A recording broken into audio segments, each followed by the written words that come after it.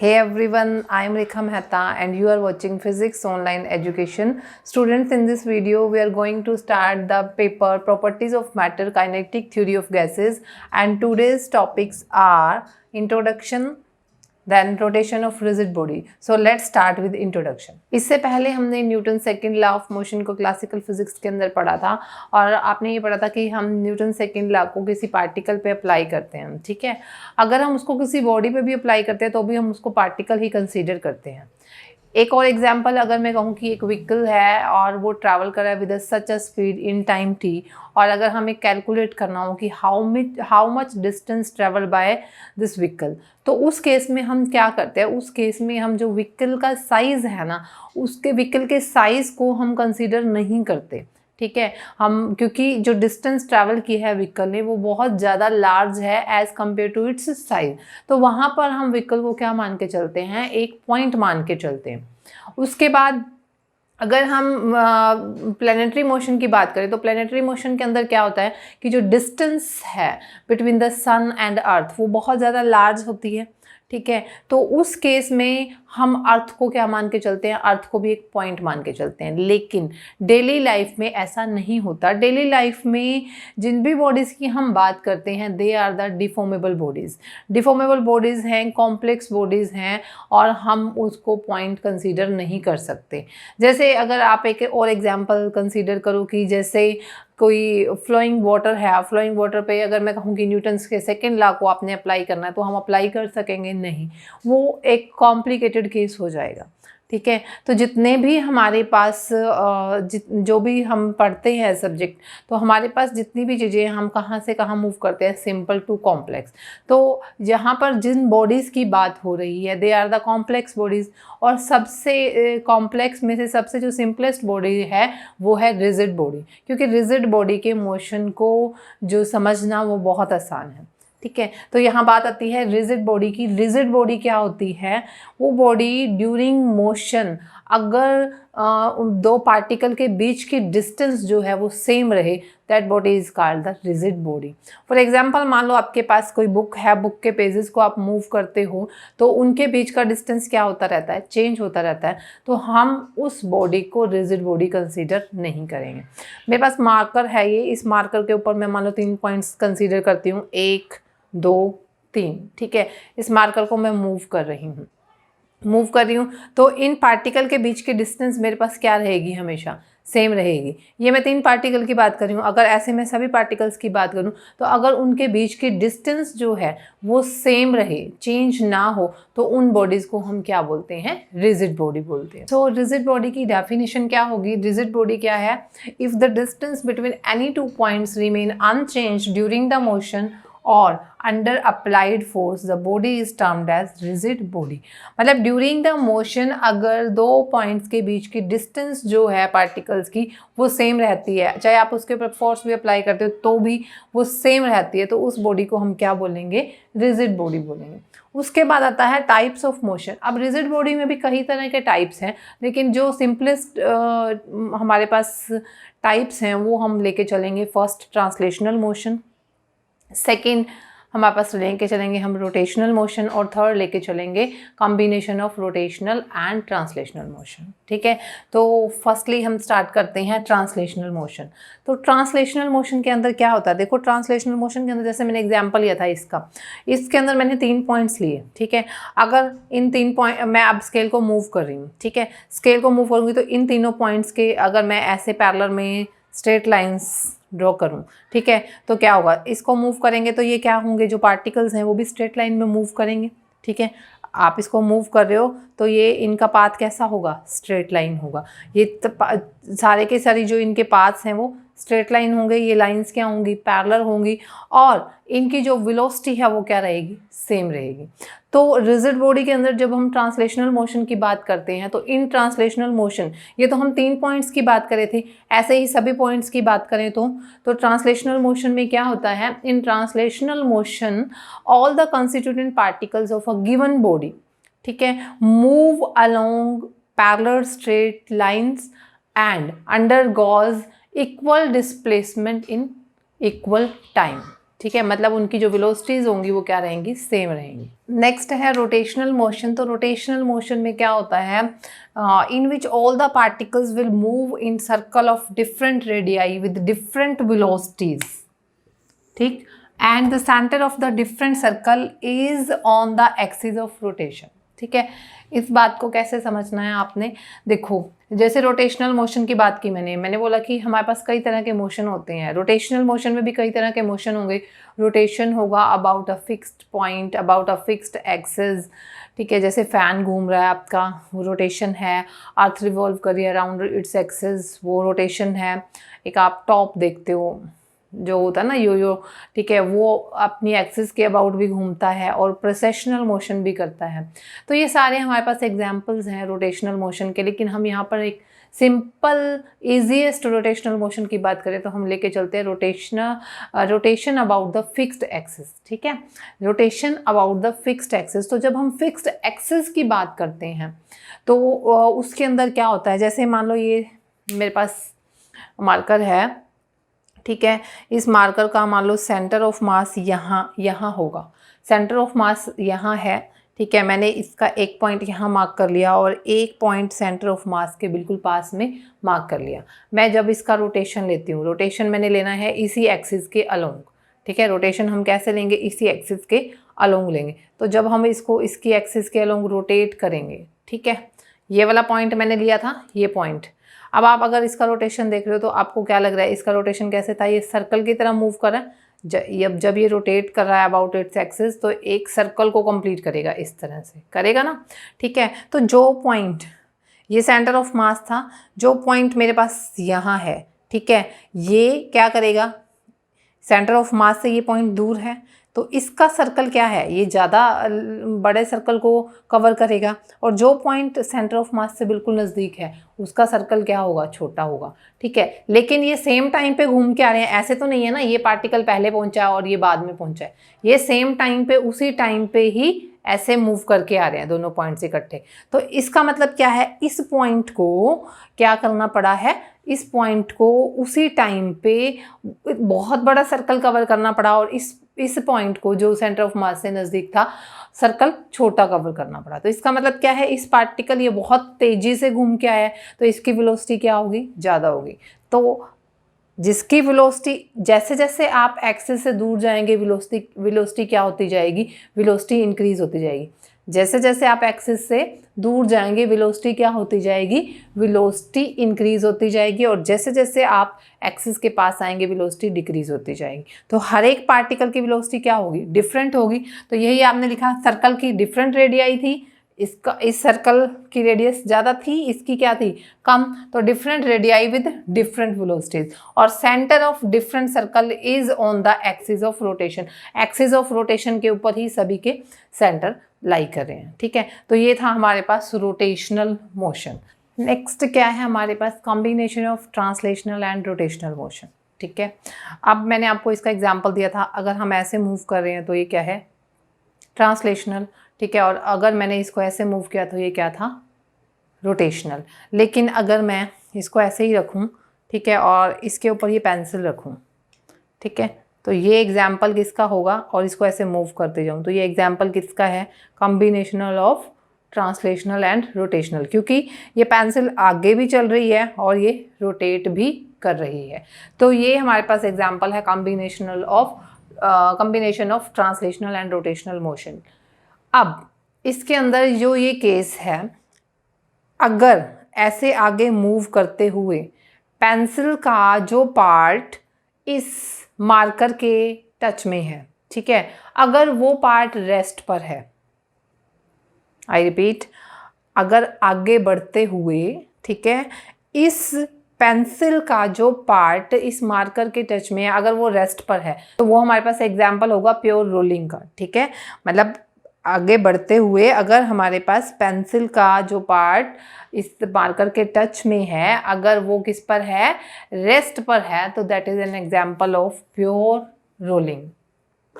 ठीक है, इस केस में हम एक और एग्जाम्पल ले सकते हैं, जैसे आपने देखा होगा, कई बार गाड़ी को देखा होगा, रेत में फंस जाती है गाड़ी, ठीक है। तो जो गाड़ी के टायर का निशान है वो रेत के अंदर हमारे पास हमें दिखाई देता है कि रेत के ऊपर टायर का निशान है। ठीक है, वो उसका भी रीज़न यही होता है कि जो हमारे पास टायर का जो पार्ट, ठीक है, रेत के टच में है, वो पार्ट अगर रेस्ट पर है तो हमें वो रेत के अंदर टायर के निशान दिखाई देते हैं। हाँ, अगर हमने रेस ज़्यादा दे रखी है और जो टायर से हवा गाड़ी वापस, टायर से जो रेत है वो वापस आ रही है उड़ के, ठीक है, तो उस केस में हमारे पास वो निशान नहीं दिखाई देता, तो वो प्योर रोलिंग का केस नहीं है। Next is rotation of rigid body. Rotation of rigid body को समझने के लिए हम क्या करते हैं, हम रिजिड बॉडी पे कोई एक पॉइंट ले लेते हैं। मान लो मैंने ये पॉइंट लिया और ये पॉइंट ऐसे लिया कि इस पॉइंट के ऊपर, इस पॉइंट से कोई एक्सिस पास कर रही है, जेड एक्सिस मान लो इस पॉइंट से पास कर रही है। ठीक है, अगर डायग्राम में देखें तो ये पॉइंट मैंने फिक्स कर लिया और इस पॉइंट से जेड एक्सिस क्या करेगी, पास करेगी। ठीक है, अब इस पॉइंट को छोड़ के अगर मैं कोई एक और ऐसा पॉइंट लूँ जो एक्सिस पे नहीं है, वो पॉइंट लिया मैंने P, ठीक है, उस पॉइंट को मैंने जो फिक्स पॉइंट किया है उससे अगर मैं मिला दूँ तो मेरे पास जो ये इस पॉइंट की पोजीशन है, ठीक है, इस पॉइंट का हमने क्या देखना है, रोटेशन देखना है। ये पॉइंट था P, ये मैंने रिजिड बॉडी के ऊपर कोई दूसरा पॉइंट लिया था जो एक्सिस में से पास नहीं कर रहा और इसको इस फिक्स्ड पॉइंट से मिलाया। ठीक है, अब मुझे इस पॉइंट का रोटेशन देखना है। ये जो पॉइंट है, ठीक है, ये रिजिड बॉडी को रोटेट किया तो ये जो पॉइंट P है ये P से Q एंटी क्लॉकवाइज डायरेक्शन में मूव कर गया। ठीक है, जैसे हम रोटेशन की बात करें ना तो आप इसको इमेजिन कर सकते हो, ये कोई रिजिड बॉडी है, ये मैंने रिजिड बॉडी के ऊपर पॉइंट लिया, जैसे ही मैंने इसको थीटा एंगल से रोटेट किया तो ये इतना इसके अंदर रोटेशन आया। ठीक, तो हम यहाँ पर जब रोटेशन ऑफ रिजिड बॉडी की बात करें तो बेसिकली हम क्या देख रहे हैं, हम क्या देख रहे हैं कि जो आपके पास P पॉइंट है उसने एंगल के साथ विद इन टाइम t कितना मूव किया है, उसको हम क्या बोल रहे हैं यहाँ पर, रोटेशन। तो रोटेशन क्या है, रोटेशन कुछ नहीं है, रोटेशन के अंदर हम स्टडी कर रहे हैं एंगल के वेरिएशन को with respect to time t। At time t1 हमारे पास पॉइंट P है और एट टाइम t2 ये जो रोटेशन किया बॉडी ने, वो बॉडी आपके पास Q पॉइंट पर पहुंच गई। ठीक है, तो ये मैंने रोटेट करी है बॉडी, तो इसको मैंने एक सर्कल की तरह माना है जिसकी रेडियस क्या ले ली मैंने, यहाँ पे R ले ली। ठीक है, तो जब हमारे पास बॉडी मूव की P to Q तो एंगल कितना लिया मैंने, डेल्टा थीटा। ये बहुत स्मॉल एंगल है, यहाँ पर सिर्फ समझाने के लिए इतना बड़ा दिखाया है, otherwise this angle is very very very small. ठीक है, तो यहाँ पे हमारे पास पॉइंट P की पोजीशन को डिस्क्राइब करने के लिए जिस कोऑर्डिनेट की रिक्वायरमेंट है वो क्या है, एंगल है। तो हमने इस एंगल को स्टडी करना है। ठीक है, अब देखो आपने पढ़ा होगा कि जब हम रोटेशनल मोशन की बात करते हैं तो उसके एनालॉग ही हमारे पास ट्रांसलेशनल मोशन चलता है। ठीक है, जैसे अगर मैं बात करूं कि मेरे पास एक स्ट्रेट वायर है, ठीक है, और एक जो B है वो इसके ऊपर है एट पॉइंट P पर। ठीक है, यहाँ पर पोजीशन क्या है उसकी, x1 एट टाइम, ये टाइम t1 पे है, एट टाइम t2 इसकी पोजीशन क्या हो गई, x2। ठीक है, कहाँ पहुँच गए, Q पॉइंट पे। तो यहाँ पर जो चेंज आएगा x2 माइनस x1, ये क्या है, हमारे पास डिस्प्लेसमेंट है। ठीक है, यहाँ पर जो चेंज आया वो क्या है, डिस्प्लेसमेंट है। और यहाँ पर हमारे पास चेंज किस रिस्पेक्ट में आएगा, थीटा के रिस्पेक्ट में आएगा। ठीक है, पहले एंगल कितना था, थीटा, फिर एंगल क्या हुआ, थीटा प्लस डी थीटा। तो डी थीटा डेल्टा थीटा, पहले हमारे पास एंगल क्या था, थीटा, फिर हमारे पास एंगल क्या था, डेल्टा थीटा। तो चेंज इन एंगल क्या आ रहा है, डेल्टा थीटा। तो जो ये डेल्टा थीटा है वो हमारे पास क्या होगा, एंगुलर डिस्प्लेसमेंट।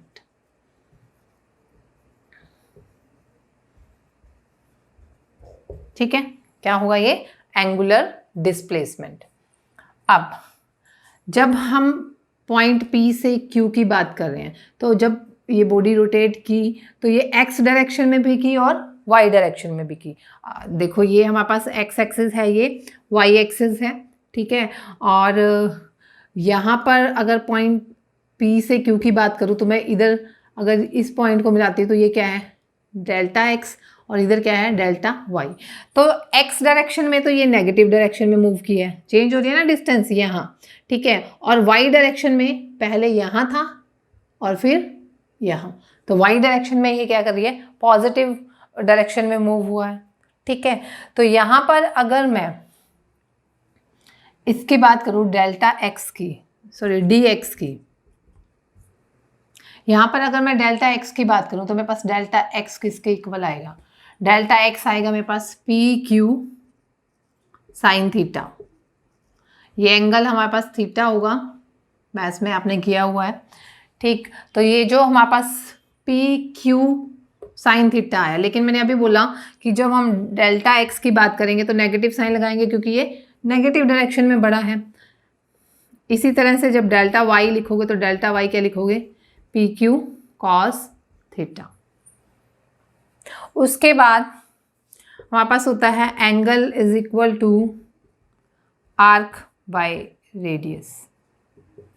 एंगल यहाँ पे क्या लेंगे, डेल्टा थीटा। आर्क क्या है मेरे पास, आर्क क्या है हमारे पास, पी क्यू। रेडियस क्या है, आर। पी क्यू यहाँ पर हमारे पास क्या होगा, लाइन सेगमेंट। मैंने बोला था कि एक सर्कल की तरह मैंने इसको कंसीडर किया था, ठीक है। और ये भी बताया था कि यहाँ पे डेल्टा थीटा इतना मैंने दिखाया है बहुत स्मॉल है, तो यहाँ पे जब ये बहुत स्मॉल होगा तो एक लाइन सेगमेंट की तरह काम करता है पी क्यू। तो यहाँ पे आर्क मैंने क्या लिया है, पी क्यू। तो यहाँ पे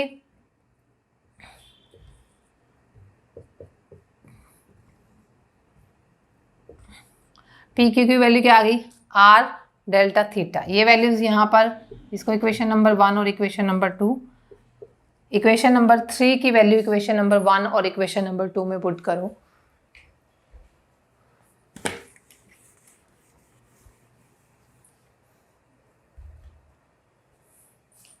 क्या आएगा, delta x is equal to minus r sine theta